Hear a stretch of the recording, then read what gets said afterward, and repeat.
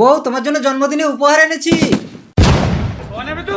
এই মধু, এই দালাল কেন এসেছিল আমাদের ঘরে? আমাকে জন্মদিনের উপহার দিতে এসেছিল। এই তো আমি তোমার জন্য উপহার এনেছি, আবার তুমি ওকে ডেকেছো কেন? ভিখারি, তুমি আমাকে জন্মদিনের সিঁদুর কৌটো উপহার দিচ্ছ? এই দেখো, দালাল আমাকে আইফোন দিয়েছে। স্বামীর যতটুকু থাকে সেটাতেই সন্তুষ্ট হতে হয় মধু। তোমার কোনো কিছুতে আমি সন্তুষ্ট না। তুমি কোনোদিন আমার চাহিদা মেটাতে পারবে না। আমি চললাম। মধু, আজ তুমি যে উপহার এখানে ছুঁড়ে ফেলে দিয়ে চলে যাচ্ছ, একদিন তোমাকে এই উপহার নিতে এখানে ছুটে আসতে হবে, আর সেদিন তুমি এই উপহারটা ব্যবহার করতে পারবে না। আমি আইফোন ব্যবহার করব। চলো দালাল। 6 মাস পর। মনে রাখবে, তুমি আমার রক্ষিতা, বউ না। ঘরে যাবো না মানে ঘরে আমার বউ আছে।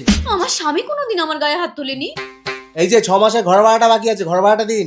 আমি কোথা থেকে দেবো? কোথা থেকে দেবেন মানে? এই আইফোনটা আমি নিয়ে নিলাম। যত সব স্বামী ছেড়ে দিয়ে এখানে এসে পরপুরুষ নিয়ে নষ্টামি। আরে আরে, কি করছেন? ঘর বন্ধ করছেন কেন? ঘর ভাড়া হবে না, যান। আমি সব হারালাম না। আমি আমার স্বামীর কাছে ফিরে গিয়ে স্বামীর দেওয়া সামান্য উপহার সিঁদুর কৌটোটাই ব্যবহার করব। স্বামী, স্বামী, আমি ফিরে এসেছি।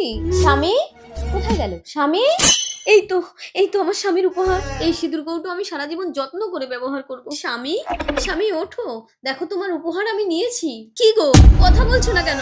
কথা বলো। তোমার স্বামী আর কথা বলবে না। তোমার জন্য নিজের দুটো কিডনি বিক্রি করে আইফোন কিনে দিয়ে আমার হাতে তোমাকে দিতে বলে মারা গেছে। এই না, আমি চাই না স্বামী, আমি তোমাকে চাই। আমি আইফোন চাই না স্বামী, আমি তোমাকে চাই স্বামী, আমি তোমাকে চাই।